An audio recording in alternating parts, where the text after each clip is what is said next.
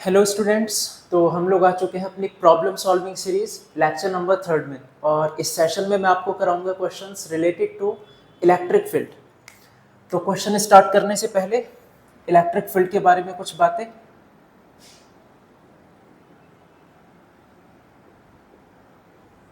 देखो, मान लिया कोई हमारे पास एक चार्ज है, पॉजिटिव या नेगेटिव, कोई भी चार्ज हो सकता है।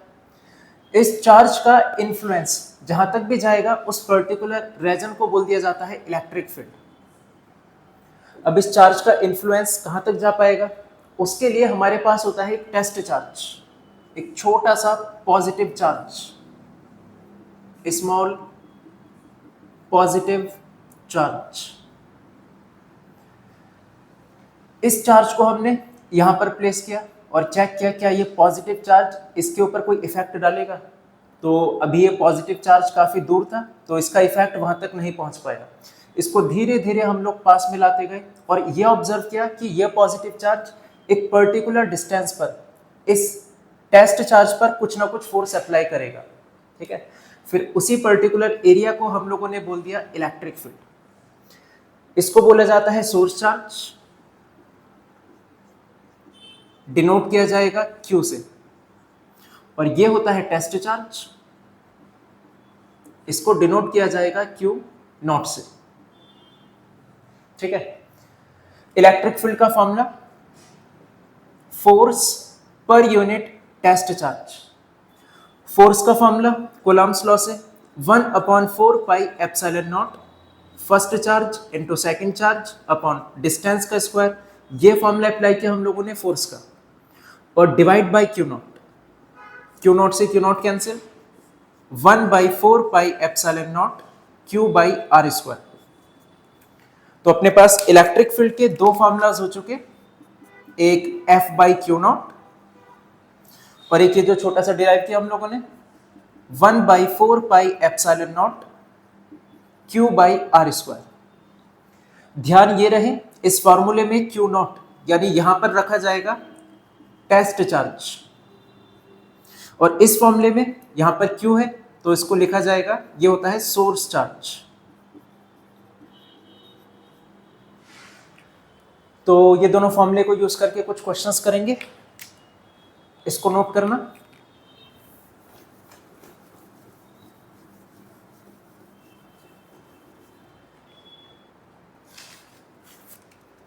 फर्स्ट क्वेश्चन बोला गया, क्वेश्चन में calculate the electric field required to just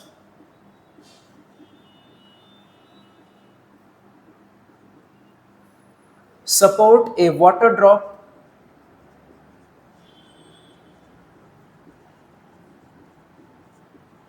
of mass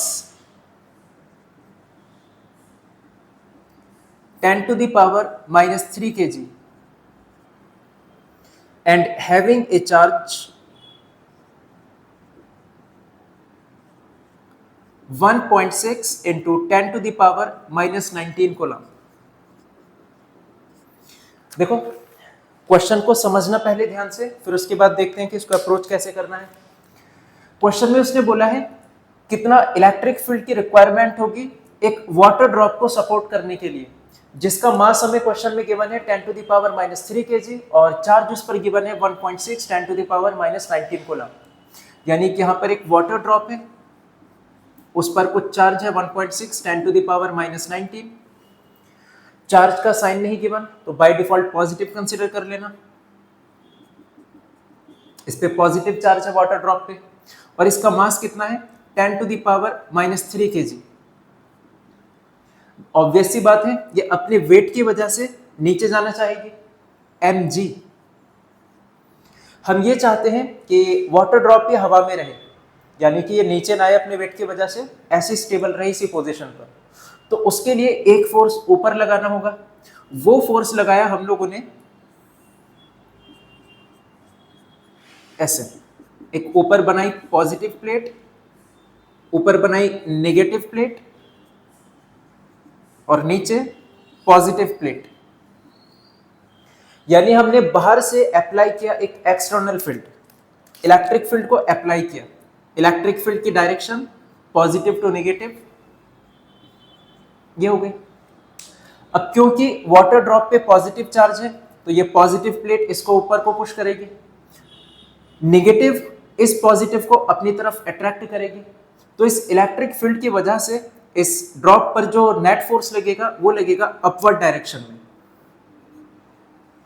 और इलेक्ट्रिक फील्ड की वजह से फोर्स कितना लगता है, जस्ट अभी हम लोगों ने फॉर्मूला लिखा F equals to E equals to F by Q।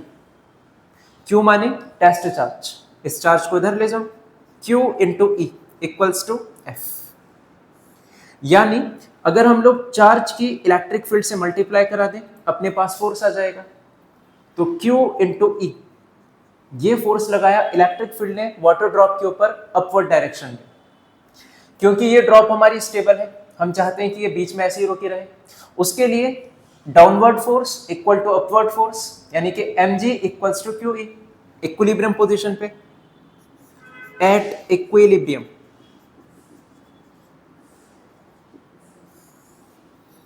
Since water drop is balance, so QE equal to mg।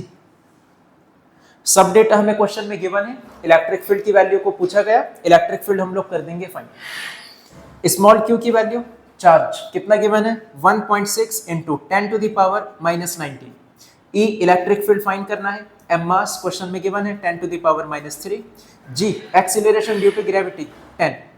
Solve करो इसको, E equals 10 to the power minus 3 into 10 by 1.6 into 10 to the power minus 19।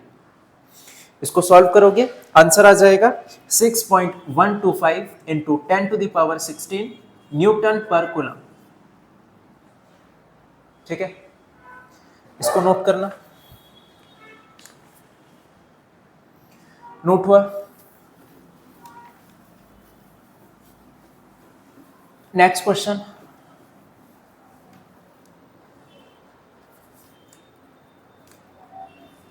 Similar question एकदम। Calculate voltage needed to balance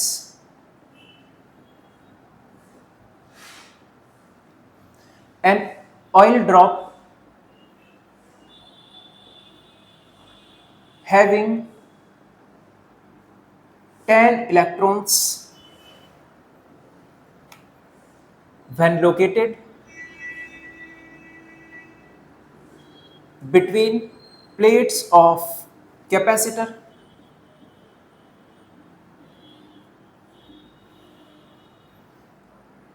which are 5 millimeter apart.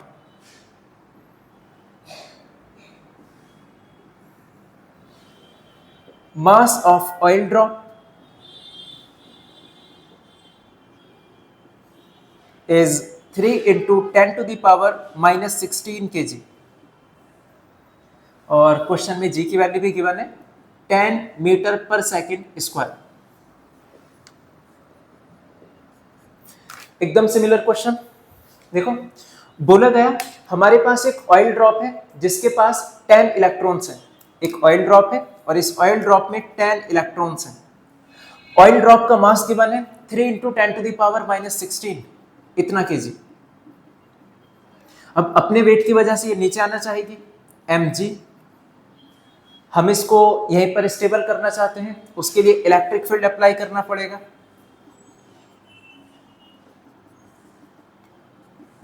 ये कर दिया हमने electric field apply plates लगाकर। इन दोनों plates के बीच की डिस्टेंस क्वेश्चन में गिवन है, वो है 5 mm। ये हो गया। नेगेटिव वाला इस नेगेटिव को, इलेक्ट्रॉन पे नेगेटिव चार्ज होगा, अपवर्ड डायरेक्शन में पुश करेगा, और पॉजिटिव वाला इस नेगेटिव को ऐसे अट्रैक्ट करेगा, यानी इस पर इलेक्ट्रिक फील्ड की वजह से अपवर्ड डायरेक्शन में फोर्स लगेगा। कितना फोर्स लगेगा Q इंटू E। क्योंकि ये ऑयल ड्रॉप हमारी बैलेंस है, तो since oil drop is balance, so Q E equals to M G. Q माने चार्ज, 10 इलेक्ट्रॉन है, एक इलेक्ट्रॉन का charge 1.6 into 10 to the power minus 19, तो 10 इलेक्ट्रॉन का कितना हो जाएगा 10 into 1.6 into 10 to the power minus 19। Electric field question में इस बार हम लोगों से वोल्टेज पूछा गया, तो इलेक्ट्रिक फील्ड और वोल्टेज में रिलेशन होता है, नेक्स्ट चैप्टर में आएगा ये, V equals E into D. Electric field की डिस्टेंस से मल्टीप्लाई करो, पोटेंशियल डिफरेंस आ जाएगा या वोल्टेज आ जाएगा। तो E की जगह पर हम लोग पुट कर सकते हैं V अपॉन में D, यहां पर E की जगह पर पुट करो V upon D। M mass given है 3 into 10 to the power minus के 16, G की वैल्यू 10। स्मॉल d ये भी हम लोगों को गिवन है, दोनों प्लेट के बीच की डिस्टेंस 5 मिलीमीटर, मिलीमीटर को मीटर में चेंज करोगे 10 to the power minus 3। Potential find करना है, सब वैल्यूज को राइट में ले जाओ, 3 into 10 to the power minus 16 into 10 into 5 into 10 to the power minus 3 divided by 10 into 1.6 into 10 to the power minus 19। Calculation करोगे और आंसर आ जाएगा तुम्हारा 9.375 वोल्ट। ये क्लियर हुआ, इसको नोट करो।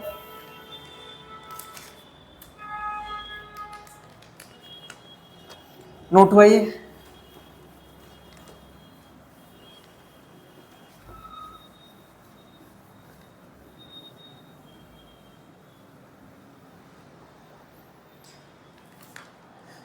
नेक्स्ट क्वेश्चन,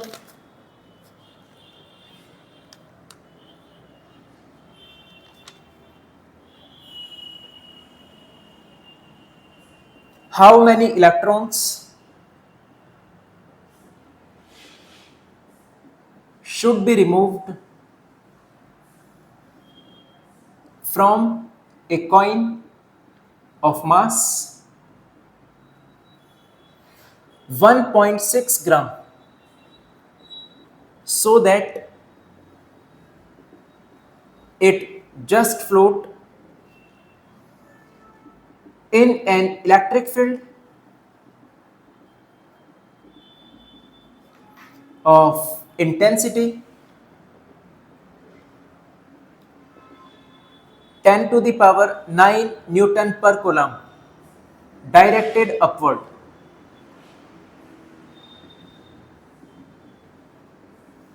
ठीक है, देखो क्वेश्चन में बोला गया एक इलेक्ट्रिक फील्ड है, उसको हमने अपवर्ड डायरेक्शन में लगाया। इलेक्ट्रिक फील्ड की डायरेक्शन क्या होती है, पॉजिटिव टू नेगेटिव, यानी नीचे रखी होगी एक पॉजिटिव की प्लेट, ऊपर रखी होगी एक नेगेटिव की प्लेट, तो इलेक्ट्रिक फील्ड अपवर्ड डायरेक्शन में है, पॉजिटिव टू नेगेटिव। उस इलेक्ट्रिक फील्ड की वैल्यू हमें क्वेश्चन में गिवन है 10 to the power 9 nano coulomb, sorry newton पर कूलम। अब बोला गया हमसे अगर एक कॉइन को इस इलेक्ट्रिक फील्ड में प्लेस कर दिया जाए, उस कॉइन का मास गिवन है 1.6 ग्राम। सेम कॉन्सेप्ट, ये कॉइन अपने वेट की वजह से नीचे जाना चाहता है। इस कॉइन को अगर स्टेबल करना है, एक फोर्स अपवर्ड डायरेक्शन में लगना चाहिए इलेक्ट्रिक फील्ड की वजह से, Q इंटू ई। अब क्योंकि इलेक्ट्रिक फील्ड अपवर्ड डायरेक्शन में है, तो नीचे कौन सी प्लेट होगी, पॉजिटिव, ऊपर कौन सी प्लेट होगी, नेगेटिव। तो इस कॉइन पे चार्ज कैसा होना चाहिए ताकि इलेक्ट्रिक फील्ड की वजह से फोर्स अपवर्ड डायरेक्शन में लगे, पॉजिटिव, क्योंकि ये पॉजिटिव प्लेट इस पॉजिटिव को रिपेल करेगी और ये नेगेटिव इस पॉजिटिव को अट्रैक्ट करेगी, तभी तो ऊपर फोर्स लगेगा, Q इंटू ई। इस कॉइन पर पॉजिटिव चार्ज लाने के लिए हम लोगों को कितने इलेक्ट्रॉन रिमूव करने होंगे। अगर कॉइन से इलेक्ट्रॉन को रिमूव कर दिया जाए तो कॉइन पर पॉजिटिव चार्ज हो जाएगा, तो कितने इलेक्ट्रॉन को रिमूव किया जाए ताकि ये कॉइन हमारा स्टेबल रहे। ठीक है, कॉन्सेप्ट सेम रहने वाला है। Since coin is in equilibrium, so QE equals mg। जो डेटा गिवन है उसको नोट करो, इसमें पुट कर दो। क्यों नहीं पता हमें, ए मतलब इलेक्ट्रिक फील्ड, क्वेश्चन में गिवन है 10 to the power 9। M mass, mass given है हमारा ग्राम में, स्टैंडर्ड यूनिट होती है केजी, ग्राम को केजी में चेंज करोगे 1.6 इंटू 10 टू द पावर -3, जी की वैल्यू 10 इंटू 10, कैलकुलेट करोगे इधर से स्मॉल क्यू आ जाएगा 1.6 into 10 to the power -2 upon 10 to the power 9, 1.6 into 10 to the power -11। यह आ चुका, इतना चार्ज हमें चाहिए होगा अगर इस कॉइन को इक्विलिब्रियम पोजीशन पर रखना है। बट उसने हमसे चार्ज नहीं पूछा, उसने पूछा है कितना इलेक्ट्रॉन रिमूव करने हैं। अगर चार्ज आ जाए Q इक्वल्स टू Na, यहां से नंबर ऑफ इलेक्ट्रॉन भी आ जाएंगे। Q हम फाइंड कर चुके 1.6 10 to the power -11, N number of electron find करना है, E इलेक्ट्रॉन का charge 1.6 10 to the power -19, N find करना है, 1.6 से 1.6 कैंसिल, 10 टू द पावर -19 नीचे जाएगा, इस 10 टू द पावर -19 को ऊपर ले आओ तो +19 हो जाएगा, 10 की पावर +19 और -11 ये बन जाएगा 10 टू द पावर 7। ठीक है, तो इतने इलेक्ट्रॉन्स आ जाएंगे जिनको अगर हम लोग इस कॉइन से रिमूव कर दें तो ये कॉइन हमारा स्टेबल रहेगा। क्वेश्चन क्लियर हुआ है, इसको नोट करो।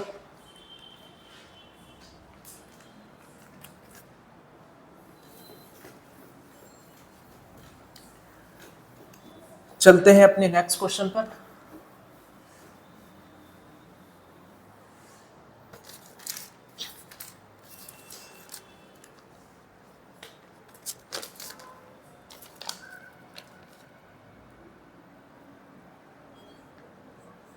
ये एनसीईआरटी का क्वेश्चन है। N electron falls through 1.5 centimeter in an electric field of 2 into 10 to the power 4 Newton per coulomb.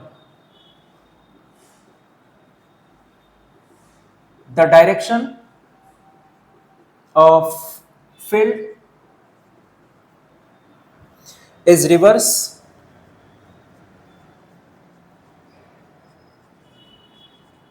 keeping magnitude unchanged.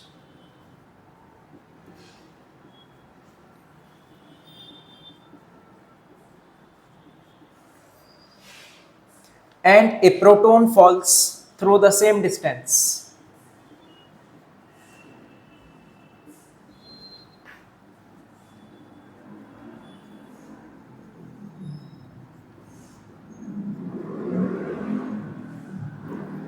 Compute the time of fall in each case.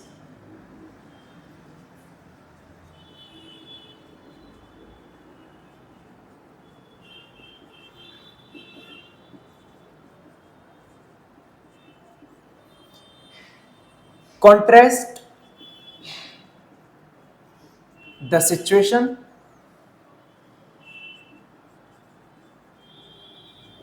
with that of free fall under gravity. और question में एक figure given है,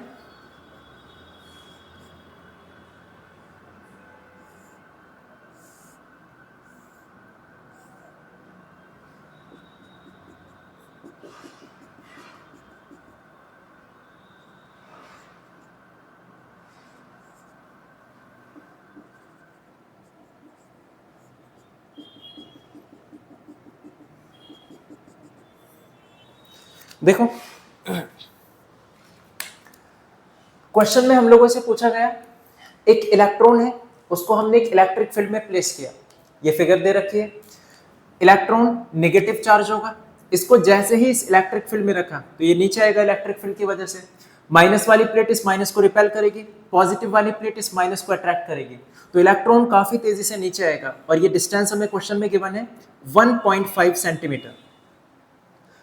अब क्या किया, electric field की value तो वही रखी, बस इस इलेक्ट्रिक फील्ड को रिवर्स कर दिया, ये पॉजिटिव प्लेट ऊपर नेगेटिव प्लेट नीचे, और इस बार हम लोगों ने एक प्रोटॉन को प्लेस किया, तो प्रोटॉन पर भी डाउनवर्ड फोर्स लगेगा क्योंकि माइनस वाली प्लेट इस प्रोटॉन को यानी पॉजिटिव चार्ज को अट्रैक्ट करेगी और ये प्लस प्लेट इस पॉजिटिव को रिपेल करेगी, तो प्रोटॉन भी काफी तेजी से नीचे आ रहा होगा।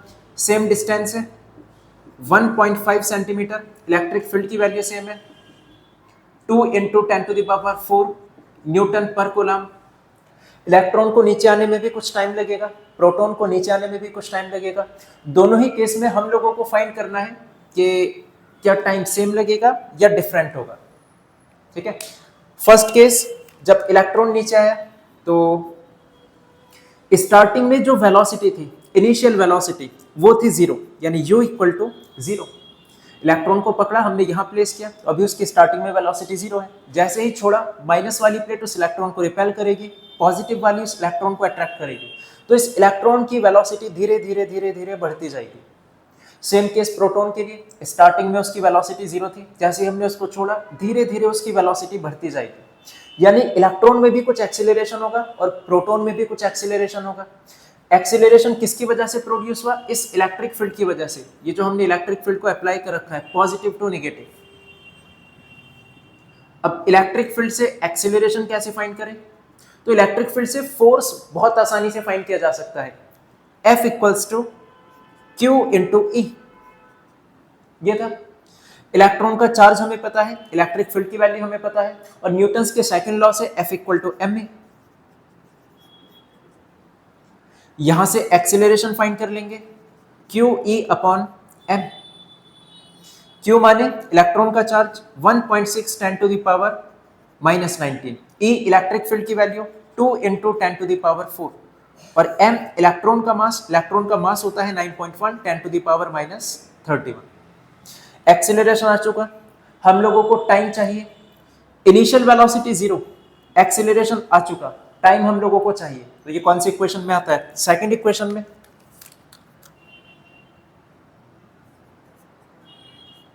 Using second equation of motion, S = ut + ½ at²। S displacement, कितना डिस्टेंस ट्रेवल किया इसने, 1.5 सेंटीमीटर, सेंटीमीटर को मीटर में चेंज करोगे, डिवाइड बाय 100। u 0 यानी ये पूरी टर्म 0, बचेगा ½ at², हाफ a हम कर चुके फाइंड, 1.6 10⁻⁻19 × 2 × 10⁴ अपॉन 9.1 × 10⁻31 × t²। सब वैल्यूज को इधर ले जाओ, t का स्क्वायर, स्क्वायर को भी इधर ले जाओ, अंडर रूट बन जाएगा, तो ये पूरी वैल्यू आ जाएगी अंडर रूट में, t = under root 1.5 × 2 × 9.1 × 10⁻31 divided by 100 × 1.6 × 10⁻19 × 2 × 10⁴। Calculation थोड़ा सा डिफिकल्ट लगेगी, बट एक्चुअल में है नहीं, हल्का सा यहाँ पर अप्रोक्सीमेशन का यूज करना। ठीक है, कैसे कैलकुलेट करके दिखाता हूं, देखो सबसे पहले जितनी भी 10 की पावर है उनको सॉल्व करो। यहां पर है 10 की पावर -31, नीचे है 10 की पावर 2, ये है 10 की पावर -19 और ये है 10 की पावर 4। देखो 10 की पावर 2 और 10 की पावर 4 मिलकर हो जाएगा 10⁶। -19 और 10⁶ मिलकर के कितना हो जाएगा, 10⁻⁻13। इस 10⁻⁻13 को ऊपर ले आओ तो 10 की पावर +13, यहां है 10⁻⁻31 और नीचे से जो वैल्यू है 10 की पावर +13, तो +13 और -31 कितना हो जाएगा, 10⁻18। ठीक है, जो बचा उसको लिखो 1.5, ये 2 से 2 तो कैंसिल हो जाएगा यहीं पे, इंटू 9.1 अपॉन 1.6 इंटू, और 10 की पावर को सॉल्व किया तो 10⁻18। ठीक है, 10⁻18 को अंडर रूट से बाहर निकालोगे तो आ जाएगा 10⁹। अब इन सारी वैल्यूज को कैलकुलेट मत करना, रीजन देखो, पॉइंट से पॉइंट कैंसिल, ये है 15/16, तो 15/16 0.9 के समथिंग आंसर आएगा, क्योंकि अगर ये 16/16 होता तो 1 आ जाता, बट ऊपर हल्की सी वैल्यू कम कर दी, 16 की जगह 15/16 है, तो जब 15/16 करोगे आंसर आएगा 0 पॉइंट समथिंग, 0.9 के समथिंग। ठीक है, अंडर रूट 0.9 इंटू 9.1 और इंटू 10⁹, ये अंडर रूट के बाहर है। 0.9 अप्रोक्सीमेटली 1 है, 9.1 अप्रोक्सीमेटली 9 है, तो 9 इंटू 1 9 रहेगा, 9 का अंडर रूट 3 आ जाएगा, बट हमने अप्रोक्सीमेशन किया तो एग्जैक्ट 3 नहीं आएगा, 3 से हल्का सा छोटा आएगा, 2.9। बस, तो एग्जैक्ट कैलकुलेशन मत करना, थोड़ा सा अप्रोक्सीमेशन कर देना। ठीक है, इसमें देखो टाइम फाइंड करना है, तरीका हमारा सेम रहेगा।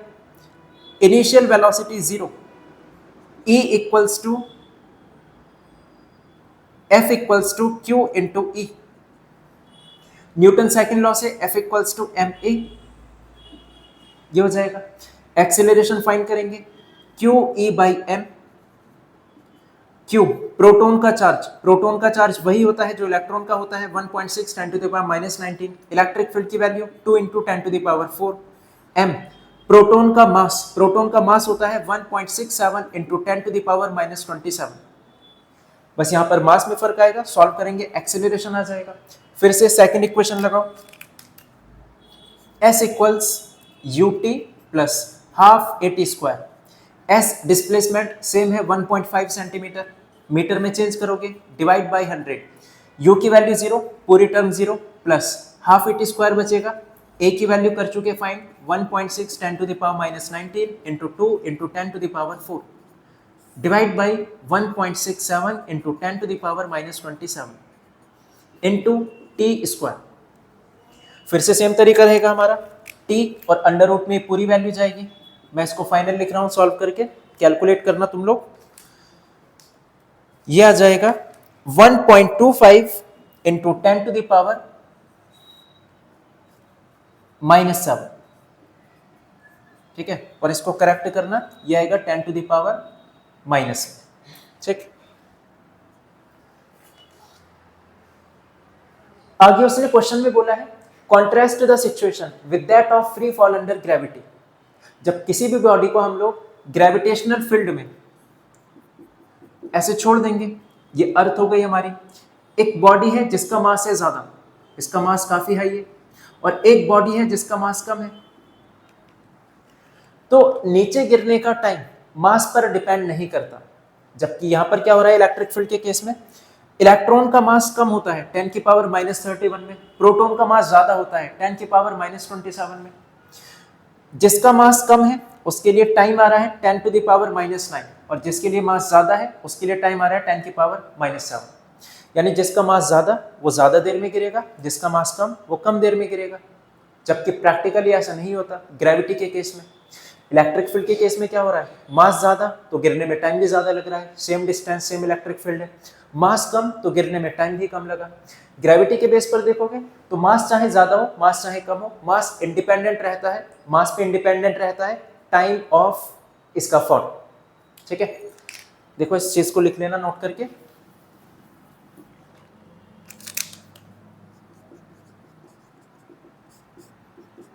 In case of free fall, time is independent of mass of body. जो गिरने का टाइम होता है वो बॉडी के मास पर डिपेंड नहीं करता। क्वेश्चन क्लियर भाई, इसको नोट करो।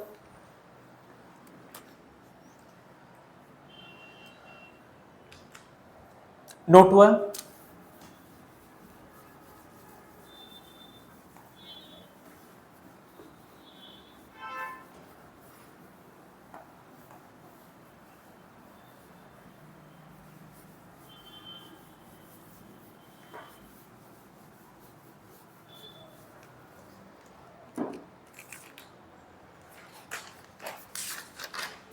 Next question. अब चलते हैं अपने अगले टॉपिक पर।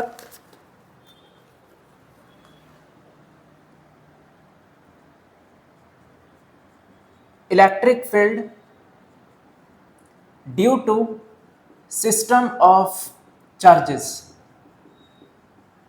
लास्ट लेक्चर में हम लोगों ने पढ़ा था सुपरपोजिशन प्रिंसिपल ऑफ फोर्स, बिल्कुल वही है ये, बट यहां पर आ जाएगा superposition principle of electric field. मान लिया हमारे पास बहुत सारे चार्जेस हैं, किसी एक चार्ज पर हमें इलेक्ट्रिक फील्ड बताना है इन बाकी चार्जेस की वजह से। तो कैसे करेंगे, एक एक करके फाइंड करते जाओ। इस चार्ज की वजह से इस पॉइंट पर इलेक्ट्रिक फील्ड, मान लिया चार्ज है Q, ये Q1, ये Q2, ये Q3 और dash dash dash up to Qn। हमें Q चार्ज पर इलेक्ट्रिक फील्ड बताना था, ठीक है, इन बाकी चार्जेस की वजह से। कैसे करेंगे, पहले Q1 की वजह से फाइंड करो इलेक्ट्रिक फील्ड, फिर Q2 की वजह से फाइंड करो, फिर Q3 की वजह से, Q4, Q5, Q6 up to Qn। जब सारे इलेक्ट्रिक फील्ड आ जाए तो उनका कर दो वेक्टर सम। वेक्टर सम माने उनका रिजल्ट, उनकी डायरेक्शन चेक करो और फिर उनका रिजल्टेंट कर दो। देखो एग्जांपल से समझो इस चीज को।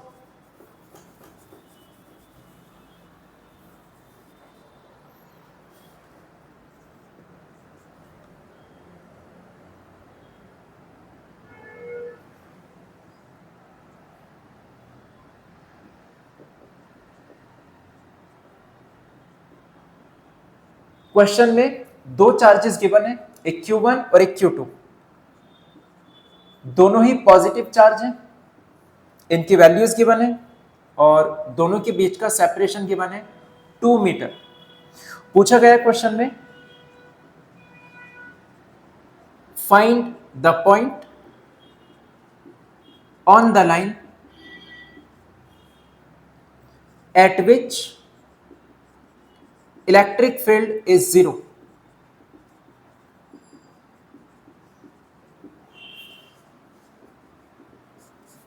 ठीक है, इस लाइन पर एक ऐसा पॉइंट बताना है जहां पर इलेक्ट्रिक फील्ड 0 होगा इन दोनों चार्जेस की वजह से।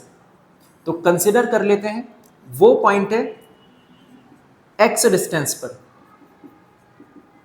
मान लिया ये वो पॉइंट है जहां पर इलेक्ट्रिक फील्ड 0 है। ध्यान रखना कोई चार्ज नहीं है, बस एक रैंडम पॉइंट कंसीडर किया है हम लोगों ने, इमेजिनरी पॉइंट जहां पर इलेक्ट्रिक फील्ड है 0।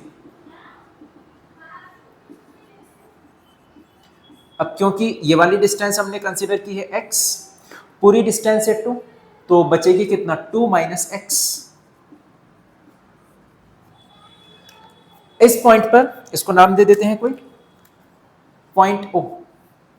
जब पॉइंट O पर इलेक्ट्रिक फील्ड 0 है, ये वाला चार्ज भी कुछ इलेक्ट्रिक फील्ड प्रोड्यूस कर रहा होगा, ये भी कुछ प्रोड्यूस कर रहा होगा, तो दोनों ने एक दूसरे को कैंसिल आउट किया होगा, तभी तो इस पॉइंट पर इलेक्ट्रिक फील्ड 0 मिला।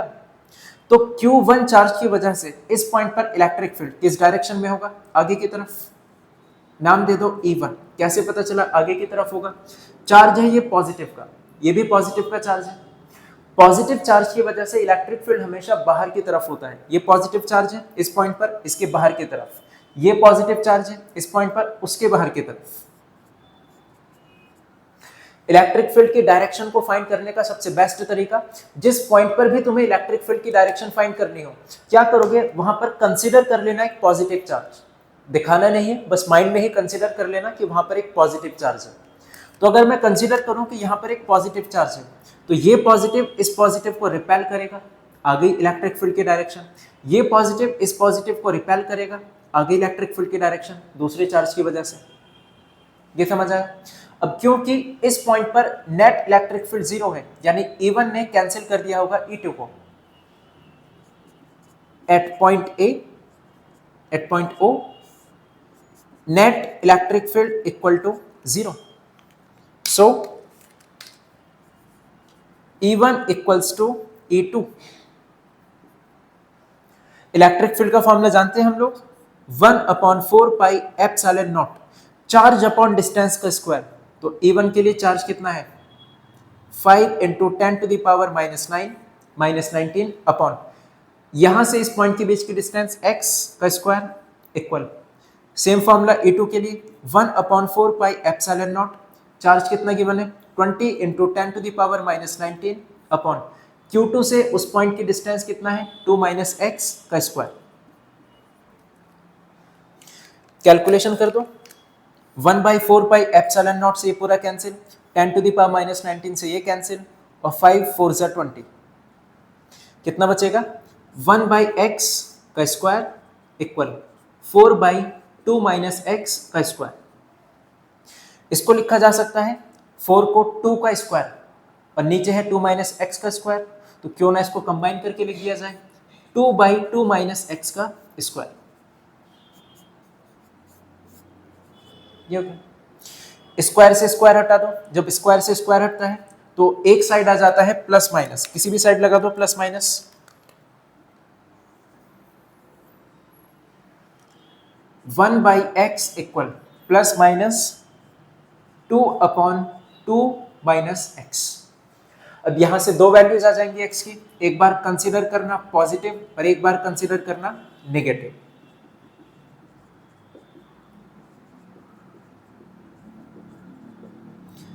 One by X equal 2/2 - x, cross multiply कराओ 2 - x equal to 2x, x equals to 2/3। एक तो x की ये वैल्यू आई।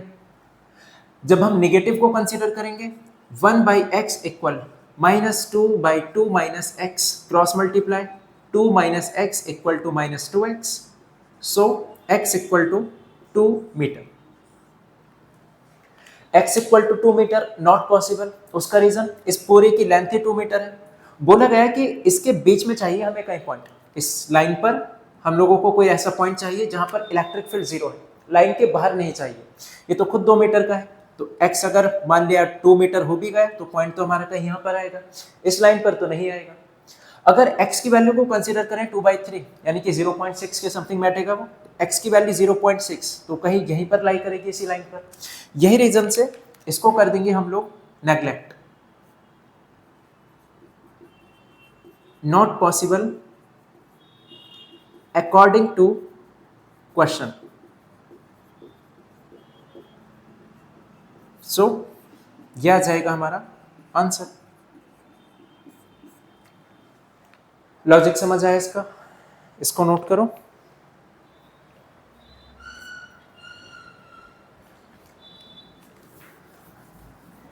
नोट हुआ?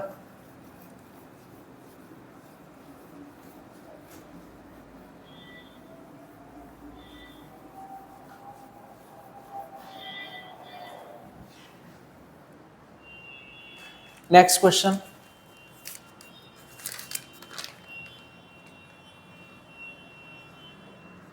सिमिलर क्वेश्चन है, फटाफट से करते हैं इसको।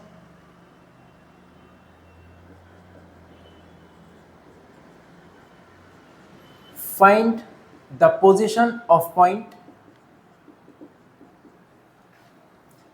Eight which electric field is 0। और क्वेश्चन में फिगर गिवन है हमें पॉजिटिव 16 माइक्रोकूलम, -9 माइक्रोकूलम,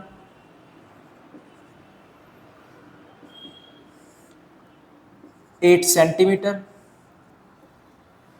बस सिमिलर क्वेश्चन पूछा गया कि एक ऐसा पॉइंट बताओ जहां पर इलेक्ट्रिक फील्ड 0 होगा। अब इस बार ये कंडीशन नहीं गिवन कि वो पॉइंट लाइन पर ही होना चाहिए, बोल दिया कहीं पर भी हो। Find the position of point eight which electric field is 0, बस वो पोजीशन बताओ जहां पर इलेक्ट्रिक फील्ड 0 है। ठीक है, इसके पहले क्वेश्चन में कंडीशन लिखे थे find the point on the line at which electric field is 0, line पर वो पॉइंट बताओ जहां पर इलेक्ट्रिक फील्ड 0 है। तो यहां पर अभी कंसीडर करके चलते हैं कि लाइन पर ही है वो पॉइंट, एक्स डिस्टेंस पर, सेंटीमीटर में गिवन है, इसको मीटर में चेंज कर लेना तो ये कितना हो जाएगा 0.08 माइनस एक्स। 8 सेंटीमीटर को डिवाइड किया 100 से, मीटर में हो गया 0.08, तो ये बचेगा 0.08 माइनस एक्स और इस पॉइंट को मान लो O। ठीक है, let at point O electric field is 0। अब देखो प्रॉब्लम क्या आएगी, इस पॉइंट पर इलेक्ट्रिक फील्ड की डायरेक्शन किधर होगी, पॉजिटिव चार्ज की वजह से, तो कंसीडर करके चलते हैं इस पॉइंट पर प्लस, माइंड में कंसीडर करना है। पॉजिटिव इस पॉजिटिव को रिपेल करेगा, माइनस इस पॉजिटिव को अट्रैक्ट करेगा, तो दोनों ही इलेक्ट्रिक फील्ड इसी डायरेक्शन में आ जाएंगे। तो लाइन पर तो वो पॉइंट कभी लाई नहीं करेगा। अगर दोनों ही इलेक्ट्रिक फील्ड सेम डायरेक्शन में आ जाए फिर जीरो कैसे होगी वैल्यू, यानी कि ये जो पॉइंट है वो कहीं और लाई करेगा इस पॉइंट के अलावा, इस लाइन के ऊपर के अलावा। यानी हो सकता है ये पॉइंट इसके उधर लाई करे या फिर Q1 के लेफ्ट में लाई करे। अभी हमें नहीं पता कि कहां पर लाई करेगा वो, अभी बस हम कैलकुलेशन करते हैं। देखो E1 इक्वल टू E2, वो पॉइंट जहां पर भी होगा, पॉइंट वो जहां पर भी होगा या उधर होगा या इधर होगा, वो एक ऐसी जगह होगा जहां पर इन दोनों का इलेक्ट्रिक फील्ड एक दूसरे को कैंसिल आउट कर रहा होगा। यानी E1 इक्वल टू E2 होगा। E1 1/4πε0, first charge upon distance का स्क्वायर, तो फर्स्ट चार्ज कितना है 16 माइक्रोकूलम, माइक्रो को चेंज करो मल्टीप्लाई 10⁻⁻⁶ अपॉन डिस्टेंस कितना है x का square equal E2 1/4πε0, charge upon distance का स्क्वायर, चार्ज है 9 माइक्रोकूलम। प्लस माइनस पर फोकस मत करना, इलेक्ट्रिक फील्ड एक वेक्टर क्वांटिटी है, वेक्टर क्वांटिटी में हमें प्लस माइनस से कोई मतलब नहीं होता। 9 इंटू 10⁻⁻⁶, माइक्रो को चेंज किया 10⁻⁻⁶, डिस्टेंस कितना है 0.08 माइनस एक्स का स्क्वायर। कैलकुलेशन करेंगे इसके, इससे ये कैंसिल, 10⁻⁻⁶ से 10⁻⁻⁶ कैंसिल, ठीक है। 16 अपॉन एक्स का square equal to 9/0.08 minus X का स्क्वायर। 16 को लिखा जा सकता है 4 स्क्वायर, 9 को लिखा जा सकता है 3 स्क्वायर, कंबाइन करके 4/x का स्क्वायर इक्वल 3/0.08 माइनस एक्स का स्क्वायर। स्क्वायर से स्क्वायर कैंसिल, बट लग जाएगा प्लस माइनस, एक बार प्लस कंसीडर करेंगे और एक बार माइनस कंसीडर करेंगे। 4/x equal two plus minus 3/0.08 minus x, consider plus और एक बार कंसीडर माइनस। जब हम लोग प्लस में कंसीडर करके चलेंगे 4/x इक्वल 3/0.08 माइनस एक्स, और एक बार माइनस कंसीडर किया 4/x equal minus 3/0.08 minus x, ये बन जाएगा। क्रॉस मल्टीप्लाई कराओ, 4 8 32, 0.32 minus 4x equal to 3x, x आ जाएगा सॉल्व करके 0.32 अपॉन में 7 मीटर, ठीक है। उस तरफ कैलकुलेशन कराओ, ये क्रॉस मल्टीप्लाई कराओ इसके, माइनस इसके साथ ले लो 3 के, 0.032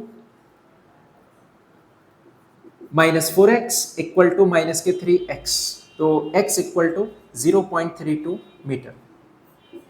इसको सेंटीमीटर में ही कर लो, कंपेयर करने में आसानी रहेगा। 32/7 सेंटीमीटर और 32 सेंटीमीटर, इन दोनों में से पॉसिबल वैल्यू कौन सी है? पॉसिबल वैल्यू इस बार ये वाली है। रीजन, यहाँ कोई कंडीशन नहीं लेगी कि वो पॉइंट लाइन पर ही लाई करना चाहिए, उल्टा हमारी तो कंडीशन ये आ रही थी कि वो पॉइंट लाइन पर लाई नहीं करना चाहिए। अगर पॉइंट लाइन पर आ चुका तो इलेक्ट्रिक फील्ड की सेम डायरेक्शन हो जाएगी दोनों चार्जेस की वजह से, तब उस केस में इलेक्ट्रिक फील्ड कैंसिल आउट हो पाना इम्पॉसिबल है। यानी कि वो जो भी पॉइंट है वो इस लाइन पर तो लाई नहीं करना चाहिए। x इक्वल टू 32/7, 32/7 डिवाइड करोगे इसको तो 8 सेंटीमीटर से तो कम ही आएगा, यानी कि x की वैल्यू कहीं इसी लाइन पर लाई करेगी। यानी ये वाली जो x की वैल्यू है उसको कर देंगे हम लोग डिस्कार्ड, ठीक, इसको हम लोग हटा देंगे कि ये नॉट पॉसिबल है, क्योंकि ये पॉइंट अगर x की वैल्यू हम ये कंसीडर करें तो पॉइंट कहां पर लाई करेगा? लाइन पर, जो कि हमें नहीं चाहिए। अगर x की वैल्यू 32 सेंटीमीटर कंसीडर करें, 8 से तो बहुत बड़ी है, 8 के इस लाइन के बाहर ही आएगी जिधर भी आएगी, ठीक है। तो ये वाली वैल्यू हो जाएगी not possible, because on the line, ऐसे लिखो, if the line, if the point is on the line joining charges, then electric field due to them will be in same direction, hence zero electric field is not possible.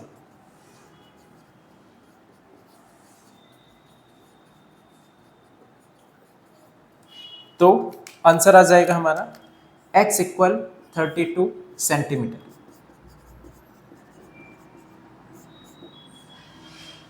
समझ आइए, इसको note करो।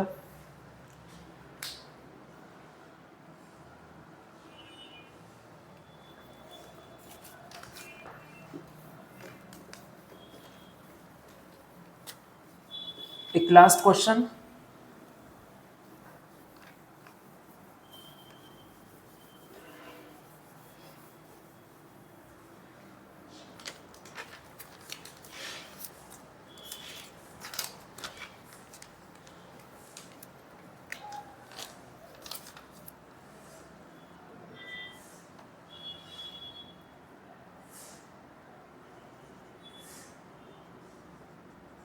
calculate electric field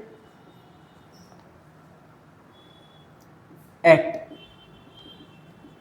midpoint of charges as shown।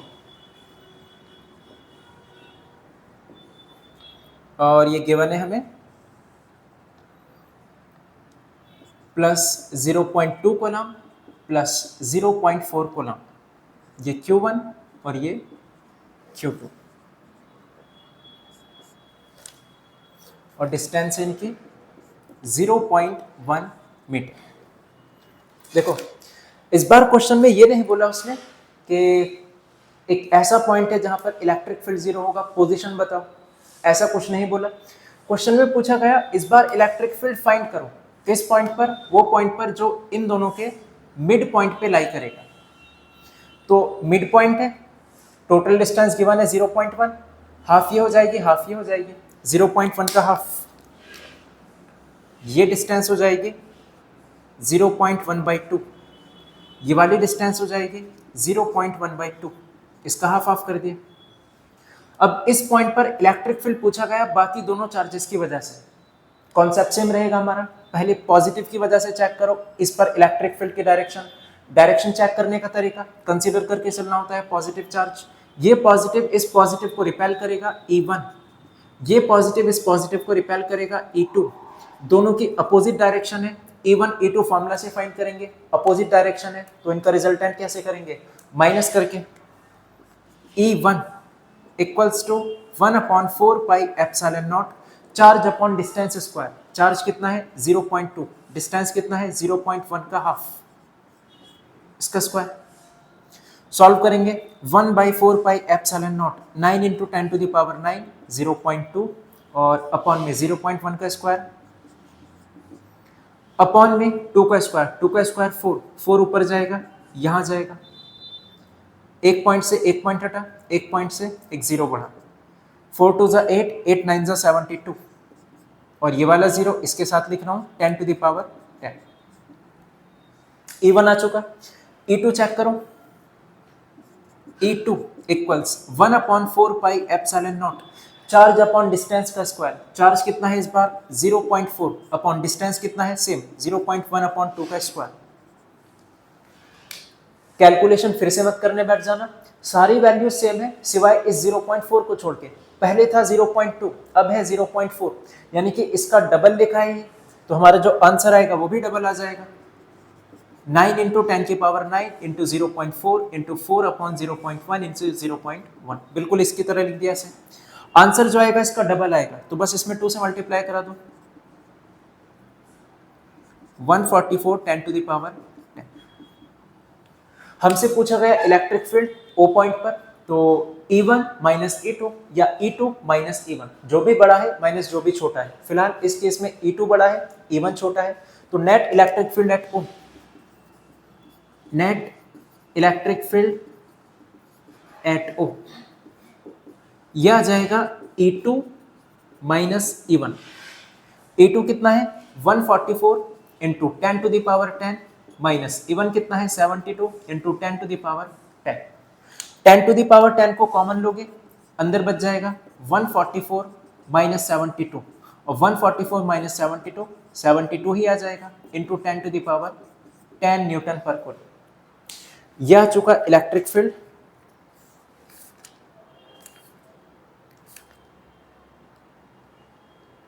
ठीक है, ये question clear हुआ। तो इस सेशन के लिए इतना ही, बाकी नेक्स्ट सेशन में इलेक्ट्रिक फील्ड के ही रिलेटेड कुछ और भी क्वेश्चंस करेंगे। फिर इसके बाद स्टार्ट करेंगे हम लोग dipole moment, torque on dipole moment और इलेक्ट्रिक फ्लक्स के कुछ बेसिक क्वेश्चंस। ठीक है, आज के लिए इतना ही। Thanks, all the best.